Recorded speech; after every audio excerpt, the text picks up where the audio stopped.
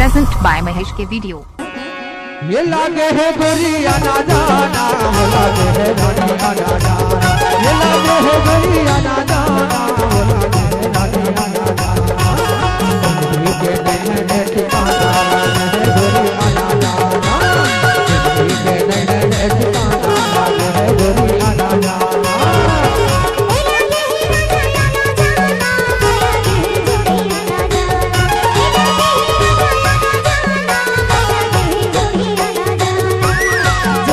DJ Mahesh.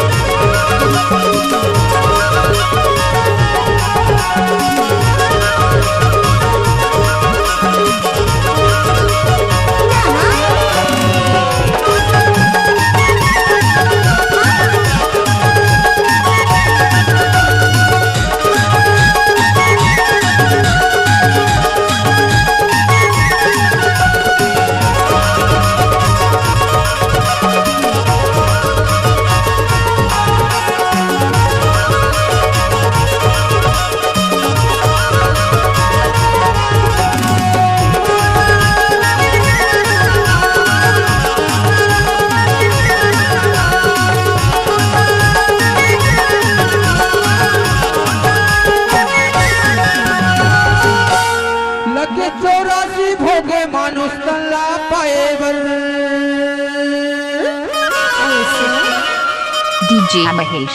मानुष तल्ला पाके तय मारो के बाजारे हो माया के बाजार। और जानता अरे लोग 84,000 नीला भोग थे मानुष तल्ला पाए पर हो, और मानुष तल्ला पाते हैं तो भूला जाते संगवारी हो माया के बाजार में। यही तो कहते हो लगे 84 भोगे मानुष तल्ला पाएवर, मानुष तल्ला पाके तय भुलाए माया के बाजार हो माया के बाजार। जानता और जिंदगी के नहीं है ठिकाना है गोरिया ना जाना, जिंदगी के नहीं है ठिकाना है गोरिया ना जाना।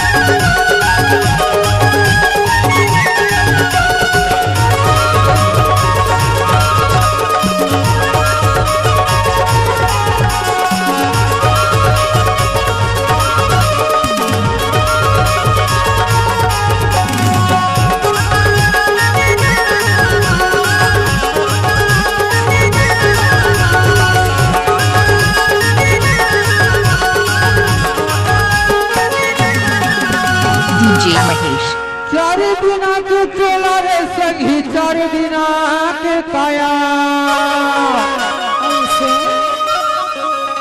औ माया ले माया दे दे, औ माया ले माया दे दे, चले जाही तुर काया वो चले जाही तुर काया।